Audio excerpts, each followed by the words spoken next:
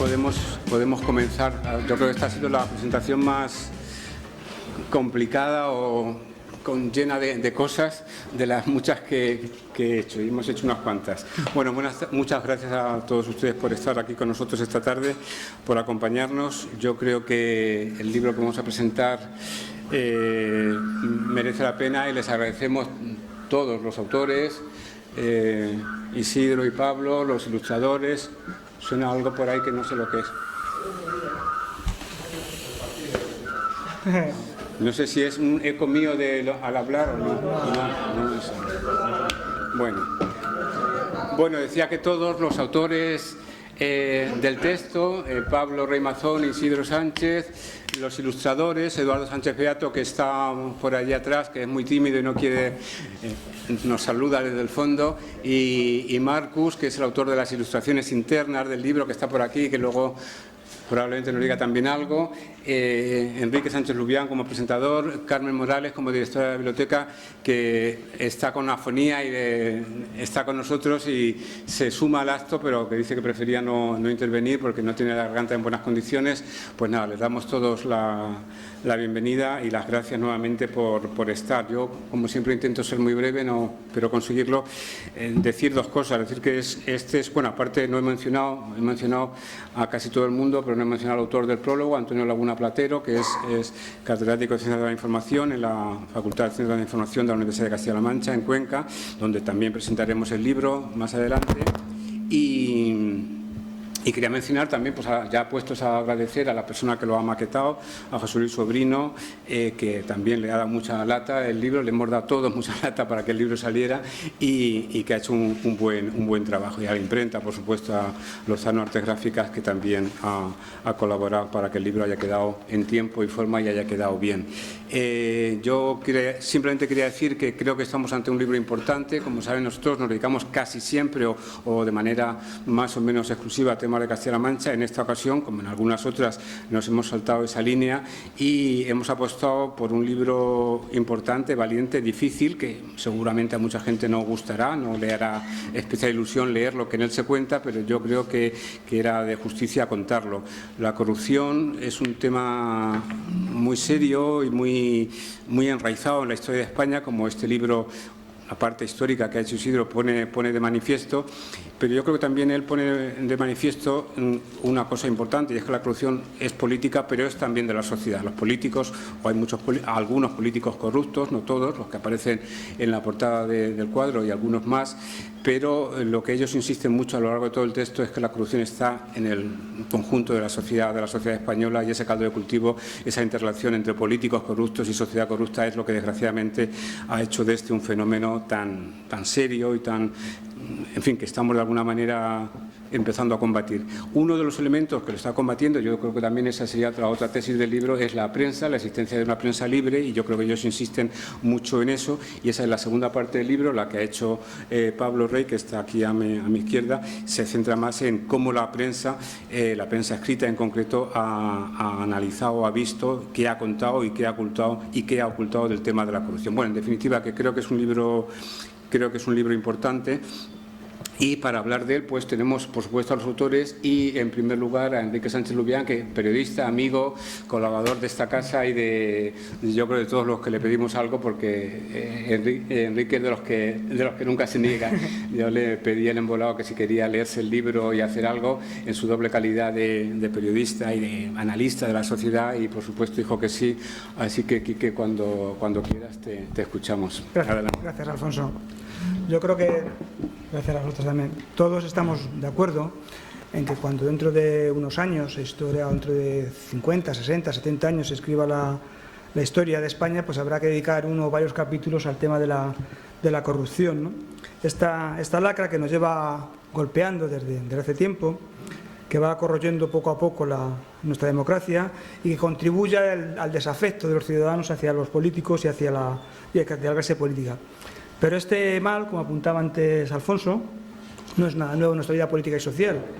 Y para trabajar sobre ello, para ver que esto no es así, tanto Isidro como Pablo Rey pues han dedicado muchas horas, me imagino, porque el libro es muy profundo, el ensayo muy extenso, muchas horas para recabar datos y estudiar un poco el origen de la corrupción y sobre todo para intentar darnos claves de por qué ocurre esto que tanto desasosiego nos produce, ¿no?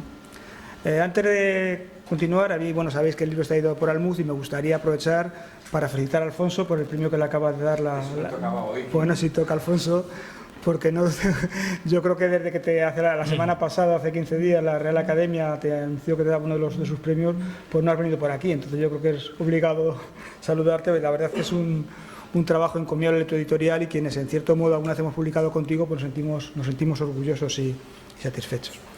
Cuando hace unas semanas Isidro presentaste el libro en Ciudad Real, comentó que esta no era una publicación para cabrearse, sino que era un libro para disfrutar con su lectura. Y yo la verdad es que tengo que darte la razón a medias nada más, porque yo he disfrutado mucho leyéndolo, no me he cabreado, pero sí es cierto que en algunos momentos ha aflorado en mí una especie de depresión, una indignada depresión. Yo no sé si esto es una buena manera de presentar un libro, es decir, entre uno el autor que dice que no es para cabrearse y el que lo presenta dice que le ha llevado a cierta depresión. No sé si es una buena carta de presentación para un libro que ustedes van a tener que leer o van a comprar, que es el deseo del editor. Pero yo creo que a fuer de que puedan pensar que son masoquistas, intentaremos en este acto, cuando termine, que haya creado inquietud e ilusión, por lo menos para tener interés y para saber, como se apunta en la portada, cuáles son las claves para entender la corrupción vivida en España durante las últimas décadas, ¿no? El trabajo de Isidro, como todos sabemos, lo conocemos hace tiempo, pues podemos intuir por dónde ha ido, el libro concienzudo y detallado sobre prensa histórica y sobre referencias del pasado. Pablo lo complementa con algo que para muchos nos suena todavía como en mantilla y nos quedamos perdidos, como es el análisis de los datos. Algo que poco a poco va teniendo cada vez más interés y se está convirtiendo ya en una herramienta estratégica. Yo sé, tú sabes, Pablo, que eso es verdad y que, bueno, él trabaja en la investigación, como decimos, de datos, en la investigación colaborativa, en el software libre y está especializado en temas, trabaja sobre corrupción, sobre los residuos, sobre la turistificación o la segregación escolar, ¿no? Cuando yo recibí este libro hice una consulta y me sorprendió, o bueno, no sabía, que en el diccionario de la RAE hay más de 12.000 palabras que comienzan con C, con la palabra C. Y de todas ellas, Isidro y Pablo pues han seleccionado un puñado de ellas, apenas 20, que lo han utilizado como urdimbre para tejer sobre ellas el contenido de este libro y diseñar un excepcional puzzle de referencias donde nos van descubriendo los pilares ideológicos, los pilares sociales, los pilares políticos o los corporativos, sobre los que se ha sustentado históricamente la corrupción y, sobre todo, elementos que en cierto modo han servido como una especie de relajante masaje para que la sociedad estemos aguantando cuando hemos aguantado, sin que la sangre haya llegado al río y sin que hayamos quemado más de un palacio de invierno. Entre las palabras que ellos han cogido, que empiezan por C, para saber las líneas maestras de este libro, son las siguientes: carpetobetónica, cavernícola, carencia, coacción, caciquismo, capitalismo, catolicismo, clericalismo, clientelismo, conservadurismo, cunerismo, caridad, carnaval, clandestinidad, contracepción, convulsión y corrupción.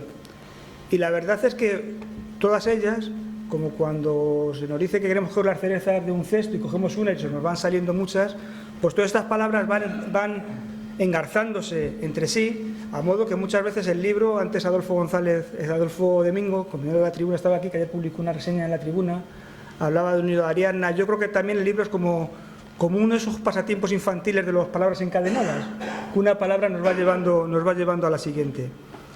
Y en ese juego, esa especie de juego, Isidro y Pablo pues nos van guiando por diferentes testimonios históricos, declaraciones públicas, citas literarias o realidades del pasado que más bien parecen testimonios del hoy, llevándonos a pensar respecto a estos temas que no hay nada nuevo bajo el sol. Y por ahí precisamente viene lo que yo hablaba antes de la depresión, ¿no?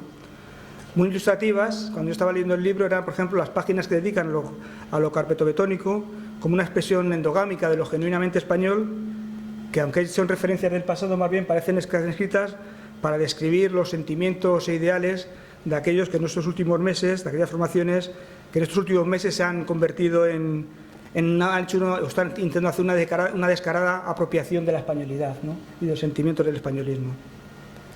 Al igual que eso, pues también hay referencias a cómo se ha hecho con la Iglesia, como la Iglesia, en vez de ser sentimiento personal de cada uno, se ha hecho público, otros ámbitos, como por ejemplo el desprestigio de la actividad política, como un elemento desmovilizador de la sociedad en beneficio propio de determinadas clases o élites, ¿no? En una de las partes del libro, Isidro y ellos dicen que no es mala la política per se, sino lo que es malo son los políticos, algunos políticos, ¿no? Yo, bueno, les doy las gracias y, en primer lugar, quería tener un pequeño coloquio con ellos, un pequeño debate, que también me gustaría que ustedes pudieran participar. Y para empezar les preguntaría un poco qué es lo que les llevó a realizar este libro, y un libro que el Antonio, el prologuista del mismo, califica nada más y nada menos como catecismo cívico de lo que debió y de lo que no debió pasar. ¿Cuál fue el motivo por el cual empezasteis a trabajar en esta obra? Bueno, pues hola, buenas tardes. Gracias por su presencia aquí, en primer lugar. Yo me jubilé en el año 2013 y había escrito un artículo breve, 15-20 páginas, para el libro homenaje a un compañero que murió. Yo aquel artículo lo llamé La sociedad de las 15 Cs, porque había una confluencia de Cs que me servían para tratar de explicar la sociedad española. Y aquello que era un artículo fue evolucionando hasta que, 6 años de trabajo, por tanto, Quique, hasta que entré en contacto con Pablo, porque Pablo a su vez estaba trabajando en el tema de la corrupción, ¿verdad? Sí, yo justo estaba empezando a analizar. Yo por aquel entonces vivía en Estados Unidos y estaba empezando, era justo cuando empezaba ¿os acordáis de los papeles de Bárcenas en el 2013? Y yo estaba justo desarrollando una herramienta para analizar portadas de prensa y la repercusión que tenía en cualquier noticia en la prensa. Entonces utilicé ese caso como el caso en concreto de la corrupción del Partido Popular en ese momento, y entonces empecé a analizar la corrupción en España en extenso, ¿no? Entonces seguí analizando mes a mes. Y cuando volví a España, unos meses después, pues como Isidro es el padre, con mi compañero de trabajo donde hago mi desarrollo de análisis de datos, con Alfonso, que también está aquí. Hoy estamos realmente todo el equipo en esta sala. Pues nos puso en contacto para ver si podíamos combinar pues esa parte más de historiografía que estaba desarrollando Isidro con la mía más de análisis de los medios y otro tratamiento de datos. Y así surgió la colaboración. Eso en 2013 hasta ahora. Bien, en el texto, como decía, hay algunas referencias que son realmente demoledoras. Yo quiero compartir con todos un par de ellas y luego le pediría a ellos también que nos las comentaran. La primera es una cita de Galdós sobre la alternancia política en la época de la Restauración, que dice: los dos partidos que se han concordado para turnar pacíficamente en el poder son dos manadas de hombres que no aspiran más que a pastar en el presupuesto. Carecen de ideales, ningún fin elevado les mueve. No mejorarán en lo más mínimo las condiciones de vida de esta infeliz raza pobrísima y analfabeta. Pasarán unos tras otros dejando todo como hoy se halla y llevarán a España a un estado de consumación que de fijo ha de acabar en la muerte. No acometerán ni el problema religioso, ni el económico, ni el educativo. No harán más que burocracia pura, caciquismo, estéril trabajo de recomendaciones, favores a los amigotes, legislar sin ninguna eficacia práctica y adelante con los farolitos.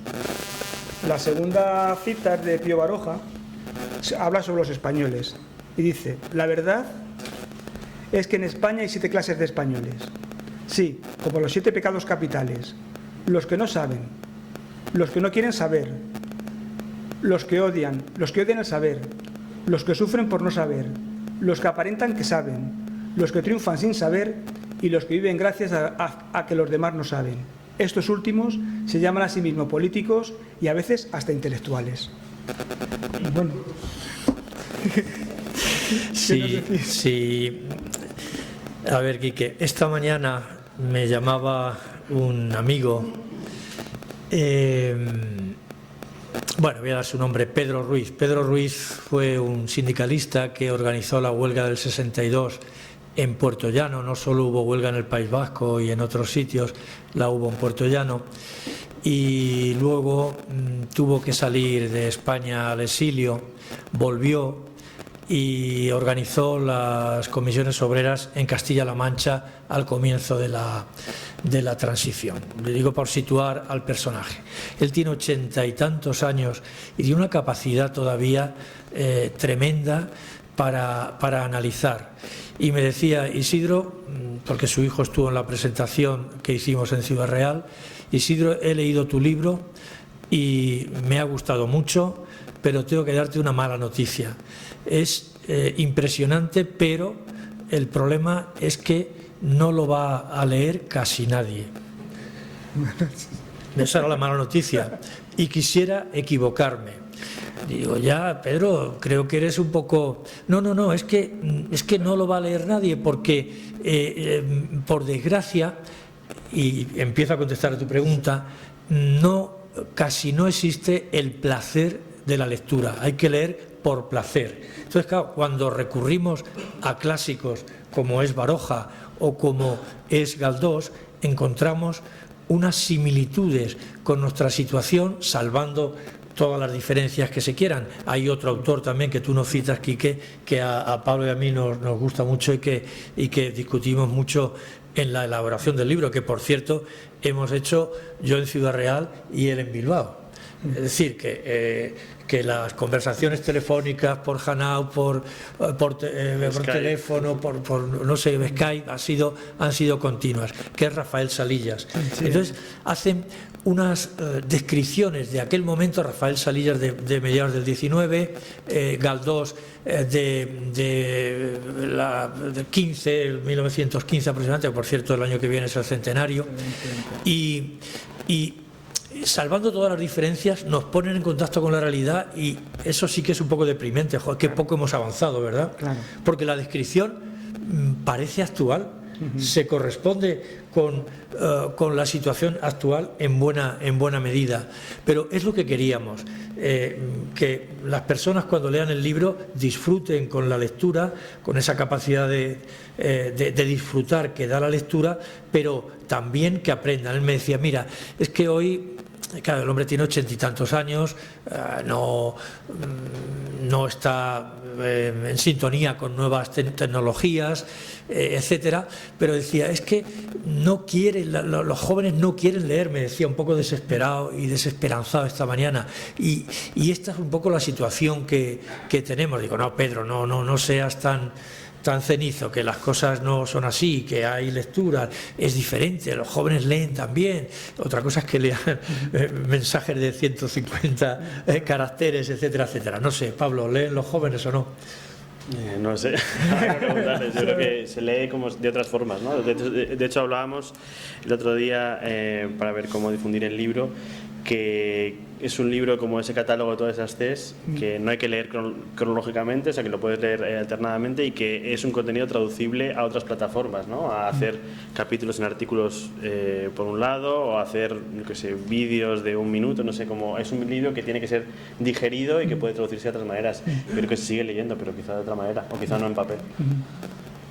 En cualquier caso, esas descripciones realmente sí que impresionan, sí, Salillas, Galdós, Baroja y otros autores, pero hay que recordarlas porque a veces en España buscamos siempre autores foráneos y tenemos unos magníficos escritores en nuestro país que han descrito muy bien la situación y que por desgracia siguen teniendo vigencia algunas de esas descripciones. Sí. Decías antes, Isidro, que qué poco hemos avanzado. Entonces, yo al hilo de la lectura del libro tenía pensado preguntaros qué ha ocurrido, o mejor dicho, qué no ha ocurrido en España para que después de un siglo este tipo de descripciones nos sigan pareciendo tan actuales. ¿Qué es lo que ha pasado en todo este siglo? ¿Ha sido un siglo baldío? ¿Qué ha pasado?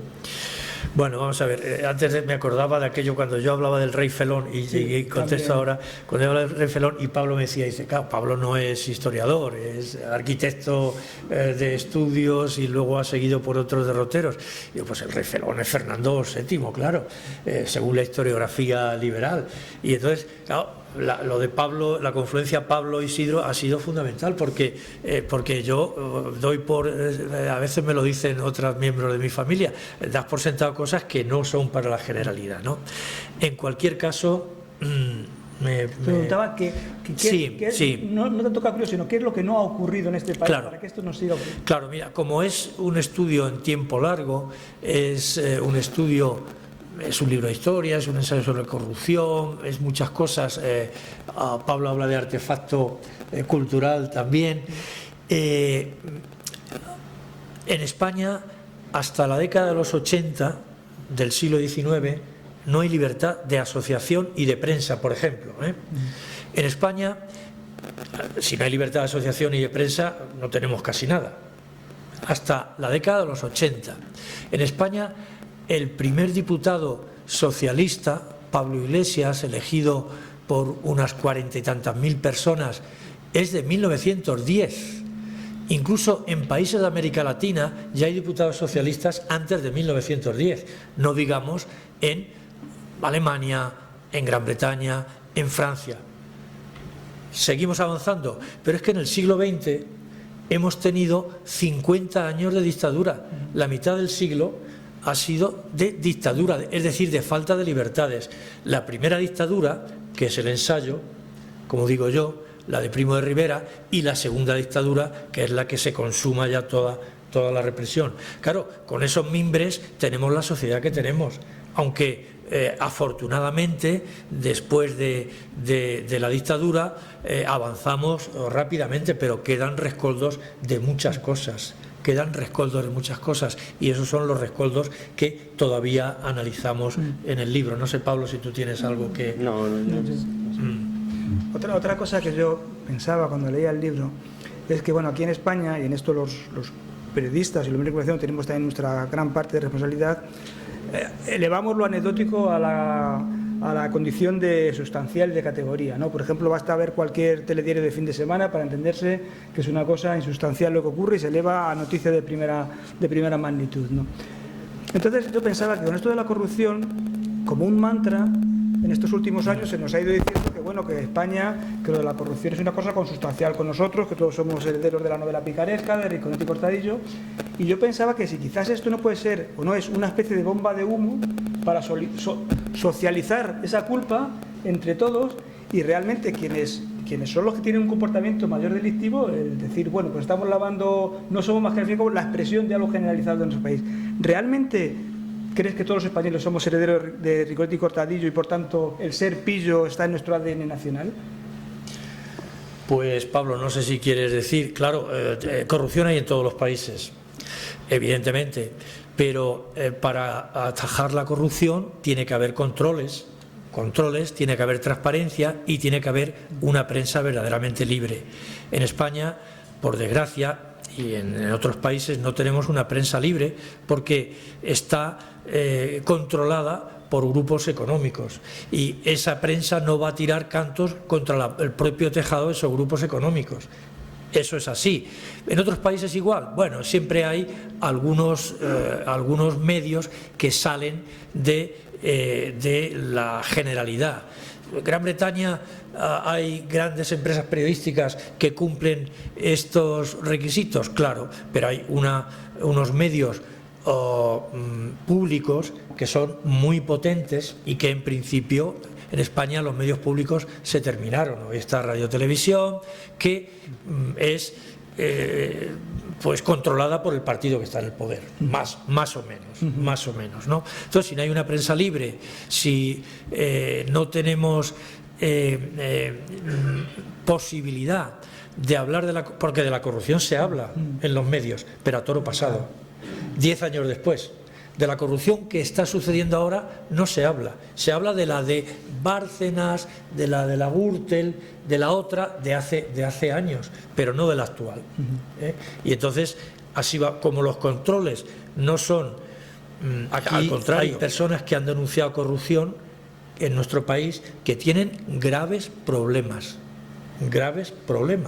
No voy a citar casos, pero creo que está en la mente de todo. La persona que denuncia corrupción empieza un calvario. Entonces, tú has estudiado más la prensa, Pablo. Bueno, el caso de la prensa en España tiene la característica que es muy partidista, ¿no? Hay una alineación partidista de los medios y de hecho se estudia así. Entonces están surgiendo ahora otros medios que tienen financiación por sus propios suscriptores, ¿no? Estoy hablando, por ejemplo, El Diario, La Marea, eso es no periodismo, pero la mayoría parte de los medios pertenecen a las élites financieras o grupos bancarios o grupos de inversión, y también están alineados con partidos políticos, que también muchas veces son los que les dan, por ejemplo, eso lo analizamos, lo está justo analizando Isidoro ahora, cómo las diferentes administraciones compran no sé cuántos ejemplares, y es una manera de financiar, aparte de las campañas de publicidad, y lo difícil que es acceder a esos datos, ¿no? Pensando en otros periodistas que intentan acceder a esos datos y lo difícil que es entender qué es lo que está pasando ahí. Efectivamente, vosotros decís, yo creo que aquí en España hubo hace unos años, cuando llegó la TDT, todos los medios de comunicación, yo pongo como ejemplo, como para mí es un hito importante, ¿no? Todos los medios de comunicación de este país quisieron tener toda su televisión porque parecía que las TDTs iba a ser el paraíso terrenal y no va más. Se endeudaron, los bancos le dijeron querer dinero, tomar dinero, que a la vuelta de tres telediarios va a pasar como con los pisos. Los bancos van a tener una gran cartera de pisos, pues van a tener una gran cartera de medios de comunicación, ¿no? Y bien es cierto que los medios de comunicación, pues como cualquier empresa, pues como la empresa que hace tornillos, tienen un consejo de administración que a fin de año le pide sus beneficios industriales. Por eso a veces es muy descorazonador encontrarnos con situaciones como lo que tú cuentas. Hablaba Pablo del tema de los otros medios que han sido autogestionados, medios libres, o de medios que se mueven sobre todo en las redes sociales. Alternativos, efectivamente. Tú que has estudiado esta parte, para la parte final del libro, ¿cuál es la relación, cómo estamos en España respecto a otros países, por ejemplo, en este sitio de medios de comunicación? Más digamos independiente, lo que estamos considerando como medios independientes, citaban La Marea, sí, o Diario, El Salto, Libre, Público. Pues la verdad no sé decirte exactamente comparar con otros países. Simplemente lo que decía es que nuestros medios aquí, nuestra prensa, antes por lo menos, o ahora mismo puedes decir una cabecera, sobre todo las que van impresas todavía, y decir, bueno, esta es de este partido. En otros países no es que no tengan ideología, los periódicos sí que la tienen, pero quizá esa alineación directa con un medio, con un medio partido no es tan clara, ¿no? Aquí, por ejemplo, teníamos el caso de Prisa o el País, pues asociada a los socialistas, o una parte del socialismo. El Mundo estuvo, aunque ha sido también azote en temas de corrupción del PP, pero también está muy ligado a eso, aunque no solo. Y esa simbiosis de un medio con un partido creo que no se da tanto en otros países, y el caso de España esa es la peculiaridad. El caso de los medios alternativos, no sé si se pueden llamar alternativos, al menos autofinanciados, sin grupos financieros detrás, pues es una cosa bastante reciente que vamos a ver qué impacto tiene. Todavía son medios que empiezan a tener más tirada, más recorrido, más audiencia, pero todavía están por detrás y no tienen la influencia de las cabeceras que se imprimen. Eso todavía tiene mucho peso. Pero en Estados Unidos, tú que has vivido en Estados Unidos, hay una prensa local, unos medios de comunicación locales muy potentes. Bueno, está muriendo la prensa en Estados Unidos, y cada vez hay menos medios, y es un problema de concentración de poderes, y los medios locales están desapareciendo, lo cual la información que le llega a la gente es a veces de peor calidad. En Estados Unidos está pasando eso, por lo menos. Yo hablar de prensa partida, yo creo que en cierto modo la prensa, siempre hemos tendido grupos sociales a identificarnos con nuestro periódico de referencia, con lo cual yo no creo que esté, o sea, a lo mejor no es el tema de la ligación con un partido, pero ideológicamente yo creo que está bueno, que está bien que el periódico se mantenga unas posiciones claras. Yo creo que eso enriquece la libertad de prensa. Sí, lo que pasa es que, no sé si creo que lo decimos en el libro, que si tú solo consumes un diario, sí, bueno, tu dieta tiene que ser más rica, sí, ¿no? Entonces nosotros siempre intentamos decir que la gente lee una noticia, o sea, mucha gente, y piensa que está viendo la realidad. Simplemente hay que leer que es una interpretación. Entonces, igual que todo lo que leas, hay que pensar que es una interpretación de alguien sobre algo, ¿no? Es como Ortega decía, pues eso, es un cristal, el arte por el que miras las cosas. Pues los medios son eso, son un cristal por el que miras una realidad, y entonces tienes que mirar con varias gafas y consumir varios, porque si no, si te quedas solo con uno... Sí, no, por supuesto, completamente contigo. Bien, otra palabra con C, que no recuerdo si la citáis en el libro o no, es codicia. No la citáis. Bueno. No, son muchas Cs y dentro de cada C, a su vez, utilizamos Cs. Por ejemplo, estoy recordando catolicismo. Entonces, además de catolicismo, utilizamos catecismo, que también es con C, censura y concordato. Sí. Y entonces es importante, pero codicia creo que no la... Al hablar un poco de capitalismo, hablamos de acumulaciones, etcétera, pero... Bien, yo hablaba porque la codicia creo que en cierto modo está en la base de todo comportamiento corrupto, ¿no? La codicia, como sabéis, es el afán excesivo de riquezas, su utilización ilícita o inmoderada, ¿no? También se aplica a aquellas personas que quieren sentirse desde un punto de vista superiores a los demás, con poder, con influencia política, con la ostentación o con el éxito económico. Si a todo ello unimos otros elementos que últimamente, bueno, en los últimos años los españoles las hemos incorporado a nuestro lenguaje cotidiano y a nuestro intelecto, como son, por ejemplo, el uso ilegítimo de información privilegiada, los sobornos, el tráfico de influencias, las extorsiones, el fraude, las malversaciones, la prevaricación, el compadreo, el nepotismo, la impunidad o la corrupción. Se nos muestra con su cara más cruda, una cara que Eduardo viene retratado en el cuadro, un cuadro que habéis visto todos en la entrada, que es la portada de este libro, que Eduardo pensábamos que iba a estar aquí presente, pero fíjate de qué casualidades que no ha podido subir. Parece increíble que un edificio tan grande como este, un cuadro no ha podido llegar hasta aquí. Esperemos que no sea un hado del destino, algo premonitorio. El Alcázar es inexpugnable. El Alcázar sigue diciendo, el Alcázar no se rinde, ¿no? Sin novedad en el Alcázar todavía. Bueno, hablando de frases, hay otra frase en el libro, una frase de Largo Caballero, está ambientada en la Segunda República, en el 1933, en la que dice que el capitalismo español es cerril y que no se convence por nada. ¿Sigue siendo cerril el capitalismo español del año 2019?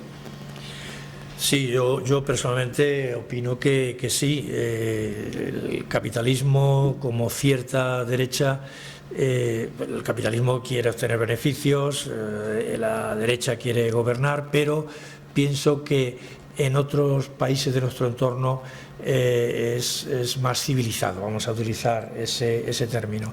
Y Largo Caballero decía eso en los años 30, pero ha seguido siempre así, quiere obtener beneficios de cualquier forma y caiga quien caiga, y eso realmente no puede ser. Si me permites, ahora Pablo quizá diga algo, ya que haces mención a la cubierta y no lo ha dicho Alfonso. Bueno, este cuadro yo lo vi en el año 14, en el 2014, estaba en la provisoría, y yo realmente cuando vi aquel cuadro, estábamos ya con el libro, pues ese cuadro, tengo que decir a Eduardo que tiene que ser la cubierta. Eduardo no puso ninguna pega, y ojo los problemas que nos está dando el cuadro. Hasta no puedes subir aquí. Hasta para subir aquí, efectivamente. El libro ya estaba impreso, yo estaba fuera de España y me llama el editor, me llama Alfonso. Isidro, tenemos un problema. ¿Qué problema? Pues me dice el impresor que podemos tener problemas serios con la cubierta del libro. ¿Qué problema? Hombre, está Ana Patricia Botín y Ana Patricia Botín probablemente nos ponga una demanda. Que vete tú a saber si no hubiera sido bueno para la venta del libro, ¿no? Porque es que estas cosas... Y digo, Alfonso, que yo recuerde, no está Ana Patricia Botín en el libro. Hay 3 mujeres, pero ninguna de ellas es Ana Patricia Botín. Entonces ya lo vio, llamadas para arriba, para abajo, y ya convencimos al impresor que no estaba Ana Patricia Botín, que bueno, que podíamos tener algún problema, pero no por parte de Ana Patricia Botín, que no sabemos si es corrupta o no. Y luego algún problema tuvimos también con algún otro personaje, ¿verdad? A Pablo le dijeron, pero hombre, ¿cómo ponéis a Otegi? Si Otegi será otras cosas, pero no es corrupto. Y ya ahí no tuvimos nada más que decir, hombre, el pintor es el pintor, él sabrá lo que quiere poner, ¿no? ¿Verdad, Pablo? Bueno, y alguna... sobre todo las poliológicas, que es peor. Bueno, quiero decir que nos ha dado algún quebradero de cabeza eso para la intrahistoria del libro. Yo quería, Isidro, te interrumpo, no, ya que estamos con el tema de ilustración, no sé si Eduardo quiere comentarnos un poquitín, si te apetece o bien subir aquí o desde ahí comentarnos un poco la historia del cuadro, cómo surgió en ti hacerlo. Luego que después de ti hable un poquito Marcus Carús, que es el autor de las ilustraciones internas del libro, que son otra parte del libro porque también aportan su propia esa. O sea que si te parece, Eduardo, coméntanos un poquito, si quieres aquí o si quieres desde ahí, mejor a que se nos oiga mejor. Y ahora después le damos la palabra a Marcus para que... Sí, tenía más preguntas aquí que... No, pero hacerlo un poquito más.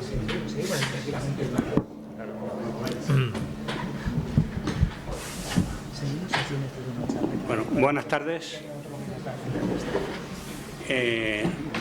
Bueno, me piden Isidro, Alfonso, que comente algo sobre el cuadro, la génesis del cuadro. La verdad es que la génesis fue muy sencilla. Era el año 2014. Era precisamente el homenaje al Greco, el centenario del Greco, el cuarto centenario, y de alguna manera no, de todas, a los artistas toledanos en las exposiciones que se hicieron homenaje al Greco se nos ha ninguneado totalmente. Incluso en arte contemporáneo se pusieron solamente una exposición en San Marcos de fotografías de gente ajena a Toledo, además, como si fuera el arte moderno que se hace ahora en Toledo. Entonces yo me sentía dolido, pero además de dolido, igual que otros artistas toledanos, yo tenía que poner mi granito de arena sobre el Greco. O sea, yo tenía que hablar del Greco de alguna manera. ¿Qué ocurría en ese año, en el 2014? Pues todos sabemos el tema de corrupción que existía por todos los sitios, derechas, izquierdas, transversales, intermediarios y medio pensionistas. Y entonces pues se me ocurrió que la mejor idea de hacer un homenaje al Greco era coger uno de sus cuadros emblemáticos, como es el Expolio. Además, en realidad, el primer cuadro, el primer encargo que recibió en Toledo, porque lo de Santo Domingo, el antiguo, fue posterior, y con el pretexto de ese cuadro, o sea, apropiarme de él para utilizar, o sea, lo que significa un expolio, o sea, cómo unos personajes, unos por unas causas, como decías antes de Otegi, otros por otras, estamos como desmembrando el país. Cada uno está cogiendo su cachito, pues no sé, ahí está Urdangarín, ahí está la princesita, ahí está, por supuesto, Bárcenas, que es como el emblema, ahí está Camps, que claro, como decían que la túnica de Jesucristo era de una sola pieza, el que tenía aficionado a los trajes dijo, aquí meto su mano. Entonces, en fin, esa es la génesis del cuadro y esa es un poco la historia. Luego las interpretaciones son libres y cada uno que lo interprete como quiera. Pero no pusiste a Ana Patricia Botín. No, concretamente no. Qué tranquilidad me das. Porque además entonces estaba el padre, me parece. A vosotros. Aprovecha el momento y... Nada, venga. Sí, yo digo, yo quizá, antes de que hable Marcos, yo simplemente la colaboración con Marcos surge de, vamos a intentar, de ese intento de traducir el libro y hacerlo más entendible y comunicarlo mejor, y para eso tenemos las instrucciones de cada una de las palabras, ¿no? Y entonces es cuando llamamos a Marcus, que es amigo de hace muchos años, y a ver qué nos cuenta cuál ha sido su experiencia de colaborar con nosotros. Bueno, pues muy buena la experiencia.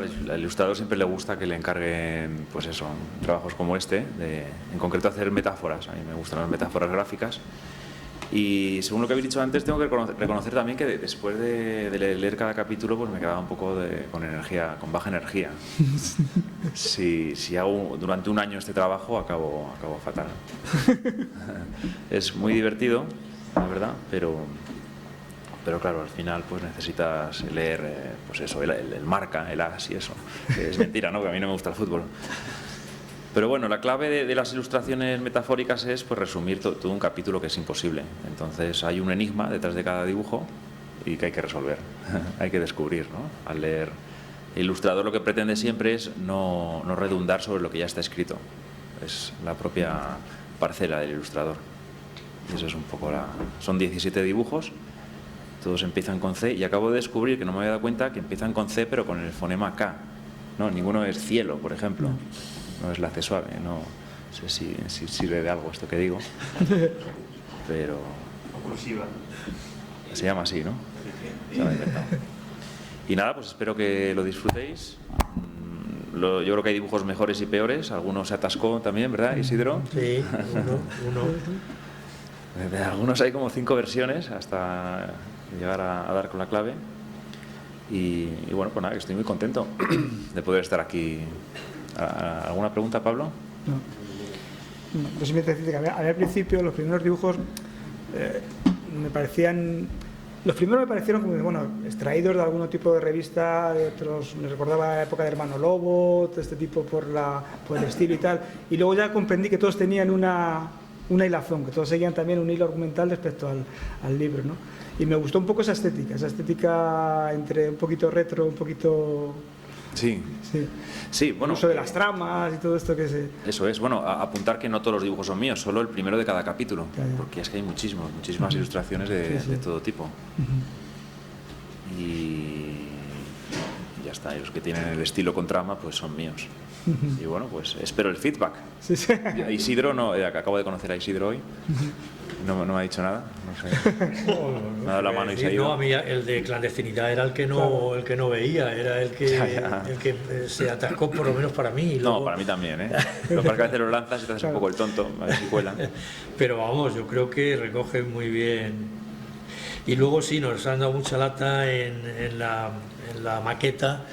Pablo era, bueno, que sabía cómo trabajas tú, y el maquetista, pues ahí teníamos las tramas, yo de eso no me enteraba muy bien. No, pero yo creo que eso era una leyenda, ¿no? Se ha resuelto, pero se ha resuelto bien, ¿no? No lo sé, yo creo que nunca ha tenido ni siquiera problema, más que en la imaginación. No, nunca ha habido ningún problema. No, al revés. Pero está problema en la web, no en papel. Eso es una paradoja. Lo que se inventó para el papel se tiene que quedar en el papel. Sí. Decían, no, así como he cambiado el hilo, que hablabas antes de la clandestinidad, me ha parecido sorprendente, Isidro, cuando planteas que España necesita un museo de la clandestinidad. Claro, porque lo tienen en Argentina, lo tienen en Chile, lo tienen en Uruguay, que han tenido dictaduras. Nosotros hemos tenido 2 dictaduras en el siglo XX, pero Argentina ha tenido 5 durante el siglo XX, tremendo. Pero en todos estos países, Chile, Uruguay, Argentina, han hecho un museo de las libertades, claro, de la clandestinidad en el sentido de lucha por las libertades. Y desde hace 3 años, yo no lo he visto todavía, mi hija estuvo el otro día en Lisboa y le dije que fuera a verlo y estuvieron viéndolo. También Portugal tiene su museo. En España no tenemos. Esto es porque hay una derecha muy cerril que sigue defendiendo de alguna manera o no condenando el franquismo y las dictaduras que hemos tenido en nuestro país, y entonces ponen el grito en el cielo: ¡ah, ya están estos con el pasado! No, mire usted, hay que reconocer, para pasar página, yo siempre digo, le decía a mis alumnos, hay que leerla, porque no se puede pasar la página sin leerla, porque si hacemos eso estamos condenados a cosas malas. Entonces tenemos que conocer nuestro pasado para tratar de enmendarlo de alguna manera, si es que se puede, desde el presente. Y desde luego hacer un homenaje a tantas personas que sufrieron, que murieron por la lucha por la democracia y por la libertad, y eso se ha hecho en otros países y aquí no se ha hecho, Quique. Por eso además citamos esos ejemplos en esos países con sus nombres. Cuando salieron de la dictadura, hubo una ley de punto final, cosa que aquí no ha habido, y después ha habido un museo donde se analizan todas estas cuestiones para que los escolares vayan, lo vean y vean las barbaridades que se han hecho, que conozcan. Cuando Eduardo hablaba antes del cuadro, comentaba la época en que estuvo hecho, aparte de la efeméride del centenario del Greco, evidentemente estábamos viviendo en el momento de mayor eclosión del tema de la corrupción. Aquel momento surgió un cierto movimiento en España, el movimiento de los indignados, el 15M, etcétera. Surgieron lemas que algunos los recogéis en el libro, famosísimos: el no hay pan para tanto chorizo, o el que no nos representan. Parecía que en aquellos momentos nuestra sociedad iba a poner pie en pared, iba a decir hasta aquí hemos llegado. ¿Esto ha sido así o no?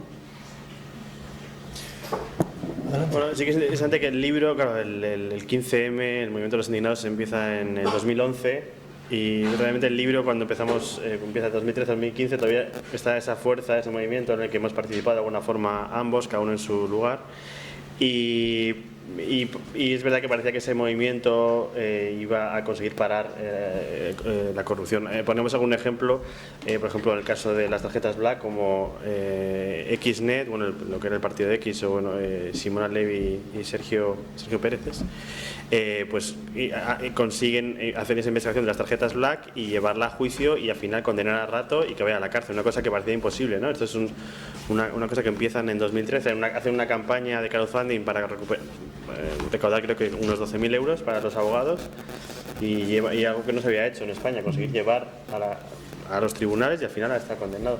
Entonces sí que ese tipo de movimientos sí que dio pie a otras formas de hacer política diferentes, y que ahora justo hoy, que estamos un día después de las elecciones, con Vox, que entra a muchas instituciones, ¿no?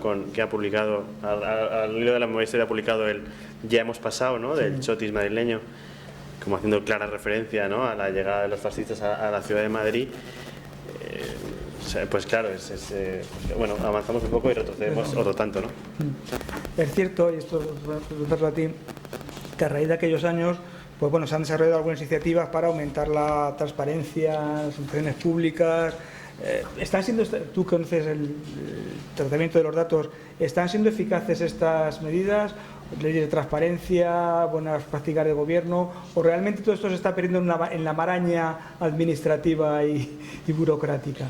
Pues está siendo problemático, ¿no? Nosotros hemos estado en contacto, y aquí hablo en plural, porque también está Alfonso aquí, de Movimiento 34, pues con diferentes iniciativas que intenten en pro de la transparencia. Incluso organizamos un encuentro el año pasado y las dificultades son muchas. La ley de transparencia ha abierto parte, pero mucha otra parte está protegida, no puedes acceder a la información, tienes que pedirla, tienes que motivarla, y es muy problemático. Hay varios periodistas y varios movimientos que están consiguiendo grandes cosas, como estoy pensando ahora en la Fundación Cibio, que también conocemos muy bien el trabajo que hacen, pero todavía los problemas son muchos. Yo ahora mismo en Bilbao estoy intentando una ciudad que se habla de lo transparente que es. Para conseguir llegar a los expedientes, llegar a la información, es muy complicado, y eso pasa en cualquier municipio y en cualquier administración. Sigue siendo muy complicado para el ciudadano normal entender lo que está pasando y comprender.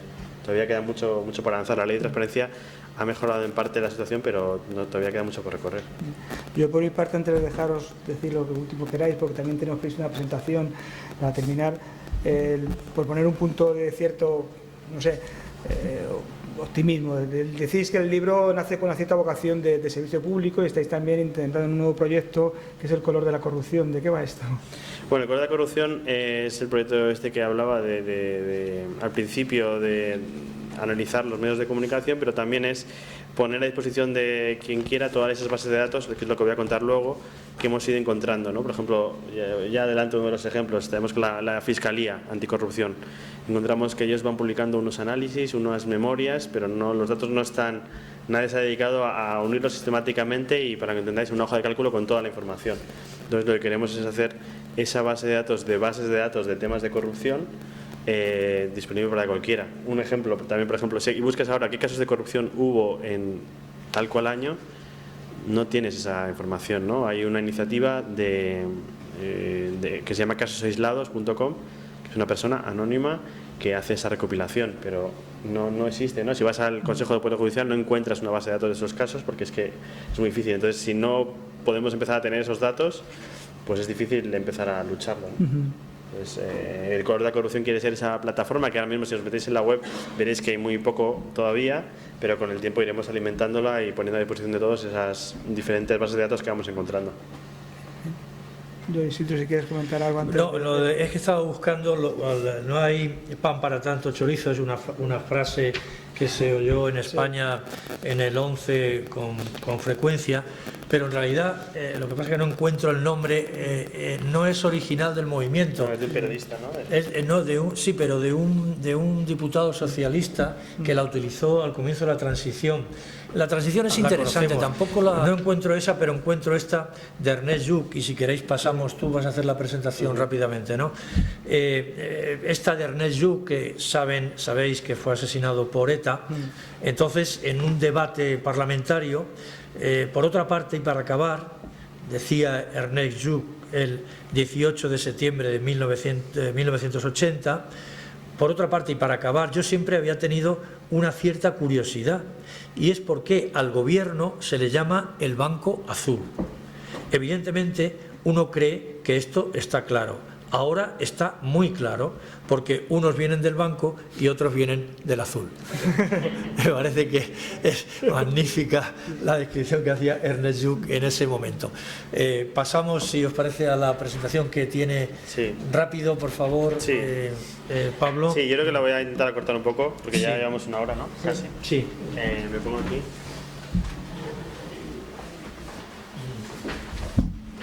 A ver, tengo que pasar hacia el principio.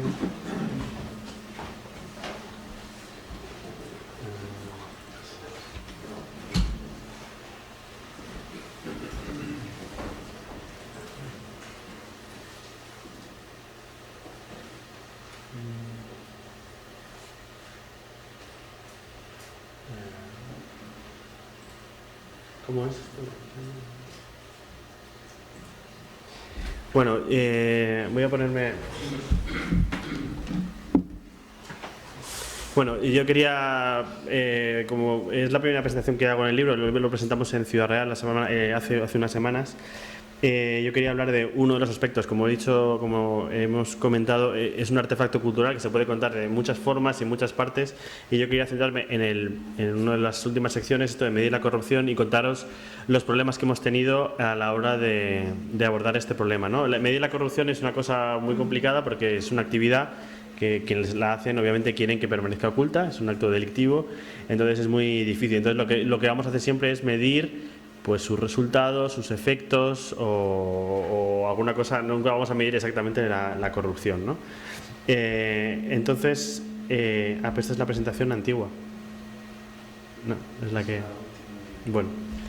Bueno, pues entonces he dividido como en tres diferentes apartados. Por un lado es medir la corrupción que sea juzgada, ¿no? Entonces, ¿a dónde hemos recurrido? Hemos recurrido a dos fuentes de información, al Consejo General del Poder Judicial, pero ¿qué pasa? Pues que solo publica información desde el año 2015 y de una manera no estructurada. O sea, no puedes ir a la página del Consejo Judicial en general del Poder Judicial y descargarte todo. Entonces descartamos ir por ahí. Sí que la Fiscalía, si se lo pides, te mandan DVD con todas sus memorias y que tienen este tipo de sábanas, ¿no? Con todos los datos que están cada uno de los sedes partidos judiciales, diferentes localizaciones, y aquí cada uno de los delitos. El problema es que estos datos, claro, muchos están tan mal escaneados que incluso si quisieras pasarlos a limpia mano no podrías, ¿no? De manera que se convierten en datos que no puedes usar. Entonces, como que lo descartamos. Luego, últimamente sí que publican sus memorias en PDF, que es un formato que ya sabéis que te permite ver los datos, pero no. Y este ejemplo que pongo no lo pongo para que miréis los datos, sino para que veáis lo mal que se publican los datos en España, ¿no? Y en algunas instituciones. Ese tipo de tarta en 3 dimensiones con muchos colores, que quizá estéis habituados a ver, es un desastre para entender la información y para comparar unas cantidades con otras, ¿no?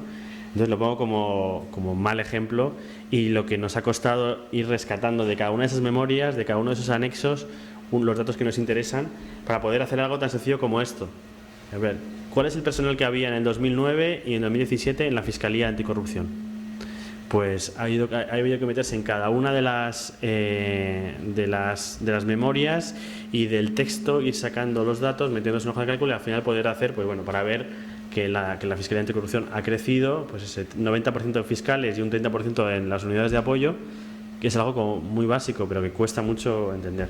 Y al hacer el análisis en el tiempo, ¿no? Aquí hemos cogido todas esas variables diferentes y las hemos puesto todas en base 100, o sea que en el año 2009 todas tienen el valor 100, porque si no, no puedes comparar un número con otro, ¿no? De 90 fiscales con no sé cuántas sentencias. Y aquí queríamos ver, pues aquí esta línea de base es el número de fiscales y cómo en esos años ha aumentado casi hasta un 100%, y como el número de sentencias también ha aumentado bastante. Bueno, no voy a entrar más en detalle, simplemente que para hacer esto, que es algo que debía ser básico, ha habido que, como toda la investigación que ha hecho Isidro más historiográfica, ha habido que dedicarle mucho tiempo, que no haría falta. Los datos ya están ahí, los tiene la Fiscalía, ¿no?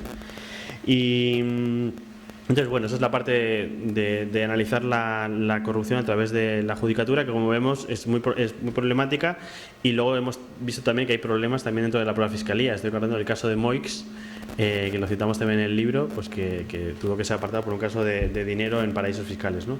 Luego, otra manera de medir la corrupción es por las encuestas. Por un lado hablamos de Transparencia Internacional y otras que son las del CIS, ¿no? Esos barómetros que van preguntando a los españoles cuáles son los 3 principales problemas, ¿no? Siempre habéis oído, ¿no? Que la preocupación aumenta de estos 3 principales problemas. Y entonces aquí vemos esta línea negra marcada más en fuerte, es la preocupación por corrupción. Los problemas son muchos más, aquí hemos puesto solo 4. Y bueno, pues podéis ver los picos. Este es el pico, y lo hacíamos referencia cuando a principios de 2013 salen publicados los papeles de Bárcenas, ¿no?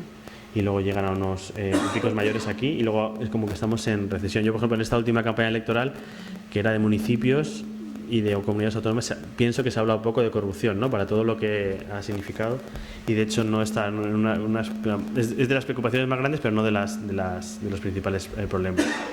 Y bueno, lo que hemos hecho en el libro es publicar estos gráficos para intentar dar estos datos que da el CIS de una manera más o menos descargable, pues aportarlos de otra forma, como este índice de la situación política, en el que veis que estamos en un tiempo en el que casi un 70% de la gente responde que es mala o muy mala. Habitualmente se da este dato, el de índice de confianza política, que es esta línea gris que hay en medio, pero nos interesaba que ¿cuánta gente dice que la situación es mala? Pues toda esta, un 70%. Y luego está la opción, la de trabajar con la prensa y midiendo la cobertura, si hablan tanto de este tema o de este otro, ¿no? A ver qué versión tengo aquí de este. Bueno, tengo una versión más antigua del documento.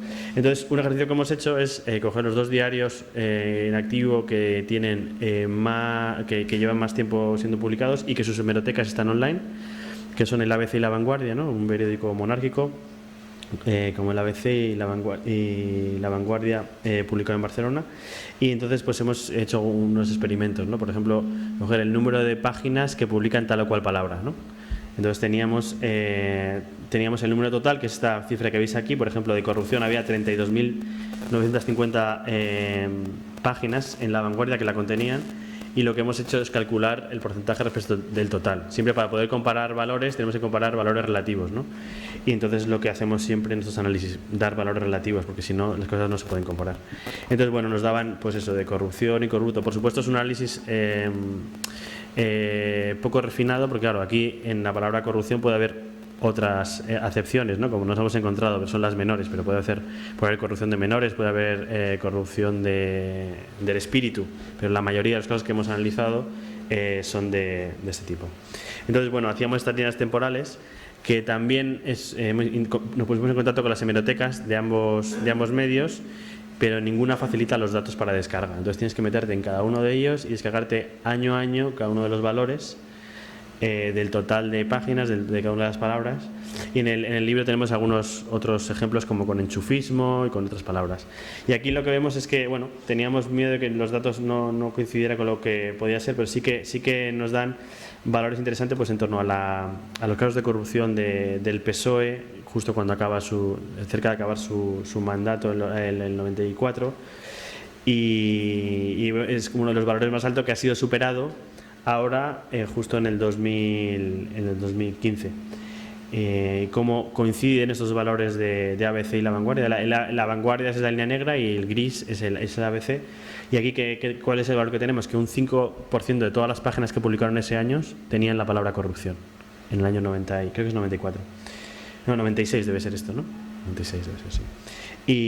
Y luego pues vemos valores y cómo se diferencian después, como el ABC sigue teniendo valores mucho más altos que La Vanguardia.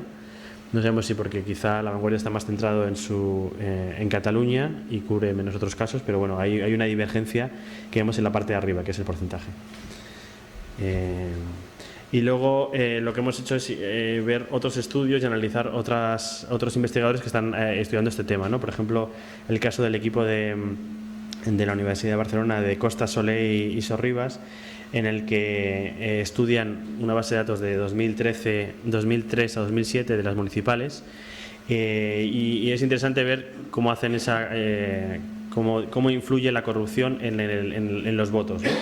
Y lo que dicen es que los que están implicados en escándalos de corrupción bajan un 4%, los que tienen casos de corrupción y amplia cobertura mediática bajan un 9%, y los que tienen todas esas cosas y además una investigación judicial bajan un 14% de los votos. Y yo creo que quizá la mayoría de la gente pensaría que esos porcentajes son bajos, ¿no? Piensas, eso es un caso y va a bajar, pero bueno, lo que vemos es que hay muchos alcaldes que son reelegidos en casos de corrupción, ¿no? De hecho, hay otros investigadores que no he metido aquí por falta de tiempo, que diferencian entre los casos de corrupción que benefician al pueblo y los que no. Estoy pensando en el pueblo de La Muela, ¿os acordáis? En Aragón, que con el dinero que sacaban de la corrupción pues se iban todos de viaje o había dádivas a la gente del pueblo, ¿no? Entonces, esos casos afectaban menos a los votos que a los que uno se enriquece y se lleva el dinero, ¿no?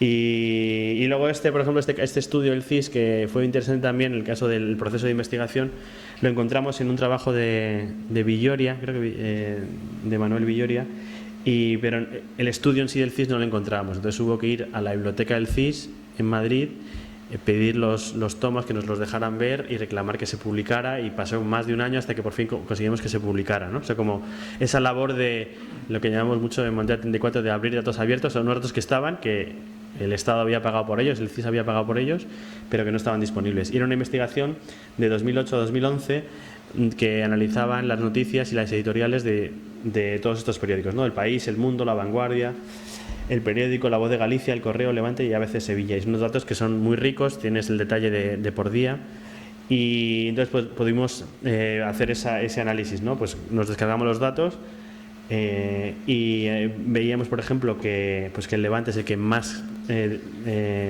noticias editoriales había dedicado, un 20%, y seguidos por El País y El Mundo, y el resto de periódicos, pues como veis, un 4,7, un 6,6, y El Correo es el que tenía menos, ¿no? Aquí hay otros temas, ¿no? Tenemos economía, crisis, terrorismo, ETA, pero veíamos con eso, como El País y El Mundo, los periódicos generalistas, son los que más tenían. Pero claro, esto te quedas, bueno, entonces hablan de corrupción, pero ¿de qué corrupción hablan, no? Y entonces lo interesante de estos datos es que tenían no solo el partido del que hablaban, sino el enfoque, ¿no? Si el enfoque era positivo o negativo. Yo creo que aquí está el tema. Entonces aquí tenemos los mismos datos, aquí tenemos unas barras que nos dicen el total de artículos que dedican a uno y otro partido. Aquí ya solo tenemos los casos de corrupción del PSOE y del PP. Y esta es una época en la que se descubre la Gürtel, ¿no? Y lo sé, creo que ahora me entra la duda. Y entonces vemos, por ejemplo, cómo ¿veis esos trocitos verdes, esas noticias verdes? Se ve un verde ahí en medio, ¿no? En el medio de la barra. Eso es cuando las noticias son favorables. O sea, cuando el medio defiende a ese partido político. Entonces vemos que eso ocurre en el caso del Mundo con el PP y en el caso del ABC con el Partido Popular también, con esas 10 noticias que defienden. Estamos hablando de noticias en portada o en editoriales. Entonces, bueno, son mecanismos para entender ese sesgo del que hablábamos, y vemos como El País, por ejemplo, minimiza las noticias de corrupción del PSOE, ¿no? Pues como lo que hablábamos, pues esa descripción partidista que tiene. Y entonces, bueno, ¿cuál es la corrupción? ¿Cuál es lo que se debería cubrir? Pues no sabemos si los casos que sacan son verdad o no. Simplemente nos permite comparar la diferencia que hay si lees uno y otro medio, lo diferente que puede ser. Entonces, bueno, lo que yo os comentaba, lo que estaba haciendo de análisis de portadas de prensa, es coger una portada y imagínate que pudieras dibujar sobre ella la superficie a qué partido está dedicando esa noticia, ¿no? Y de qué caso de corrupción. Por ejemplo, aquí, en este caso, a ver, ¿dónde estamos? Aquí es cuando El Mundo publica su exclusiva que dice que Bárcenas tiene una cuenta en Suiza, ¿vale? Que es por eso vemos de azul este día, que es donde el Mundo dedica ese caso de corrupción del Partido Popular. Y como luego otros partidos, pues hay una especie de réplica. Y luego veis, no sé si se aprecia desde ahí unas bandas así a rayas. Eso es cuando el diario, el periódico que publica, defiende a ese partido, ¿no? Entonces, ¿qué es lo que vemos? Vemos que el ABC, por un lado, se sorprende por la noticia y luego defiende a ese partido. Y luego, como saca pues casos de corrupción de otros partidos políticos, no es Podemos, porque esto es previo a Podemos, ese morado no corresponde a Podemos, es a otros partidos, o cómo saca los casos del PSOE un poco después, ¿no? Para dar esa idea que nos preguntaba aquí, que bueno, no solo hay corrupción en este partido, sino también en los otros, ¿no? Y luego ya cuando El País, y esto es una manera de contar la historia así como gráficamente, cuando El País saca esa exclusiva de los papeles de Bárcenas y ya le dedica toda la semana a ello, como el resto de periódicos le sigue, y él en la ABC se dedica a defender, ¿no? Entonces nosotros con estos gráficos queremos contar esa historia, en vez de tenerte que ver todas esas portadas, poderlo ver de una manera gráfica. Y aquí lo que tenemos es el porcentaje respecto al total de portadas dedicado a la corrupción, una especie de cuantificación. Y entonces, bueno, pues como os decía, yo empecé a analizar esas portadas en enero de 2013 y he seguido analizando mes tras mes, año tras año. Entonces, los años acumulados, esos de 2013 a 2015, pues ¿qué podemos ver? Pues que el Mundo dedicó el 5,7% de sus portadas al PP y el 2,1% al PSOE, ¿no? Y vemos, por ejemplo, como en el caso de ABC, el 3,7% al PP y el 2,8% al PSOE. Y bueno, son una manera de intentar entender lo complejo que es analizar todas las portadas de una manera muy condensada. Y bueno, voy a ir acabando, me salto ya esto. Y quería al final, según preparar esta presentación, hacer referencia a lo que comentamos en el inicio del libro, ¿no? en el comienzo, que una manera también de cuantificar, no lo hemos hecho de una manera cuantitativa, sino más cualitativa, es ver qué medios, o sea, qué elementos de la cultura estaban reflejando la corrupción, ¿no? Entonces empezábamos con el caso de Crematorio de Rafael Chirves, ¿no? Esa novela que luego hubo una serie de televisión que la recomendamos.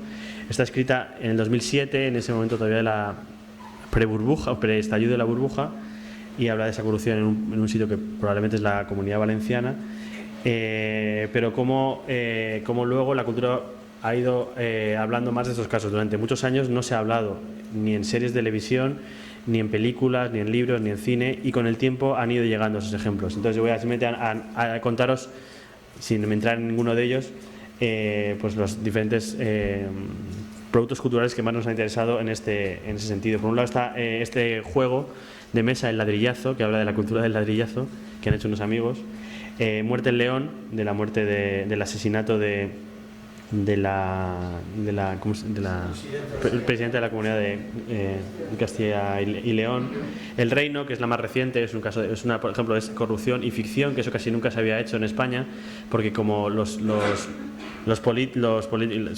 cuando los casos que hemos sabido, que hemos oído las escuchas policiales son tan exagerados, creo que nadie se había atrevido, y el caso del Reino lo trata. B, que es que habla de Bárcenas, ¿no? Que es coger exactamente la declaración de Bárcenas y llevarla primero al teatro y luego al cine.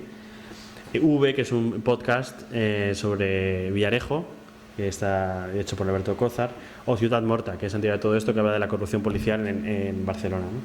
Y luego otros ejemplos más de arte, como arriba poníamos a de García Andújar con esa casa Millet o Billet, que está hecho con billetes, ¿no? La casa de Millet. Y abajo pues el libro de Mortero y Filemón de Ibáñez sobre el tesorero, ¿no? Que es un trasunto de Bárcenas. Entonces, bueno, la última diapositiva que tenía, la otra presentación que se me ha colado, es que, bueno, como acabamos en la parte de atrás del libro, que no estamos solos, que hay otras iniciativas, ¿no? Hablamos al final del libro de Mediacat, ¿no? El estudio de los silencios mediáticos. Hablamos de la Fundación Cibio con esa labor que hace, por ejemplo, en Quién cobra la obra, que analiza cómo se hacen esos gastos, de Libreborme, una iniciativa que analiza todo el registro mercantil y lo dispone para que tú puedas analizarlo, de Caos 155 para analizar todas las redes mercantiles que hay, lo que se publica. Bueno, otras iniciativas que intentan abogar por más transparencia y una sociedad que podamos acceder a los datos y a entender qué es lo que está pasando. Así que hasta aquí llega la presentación.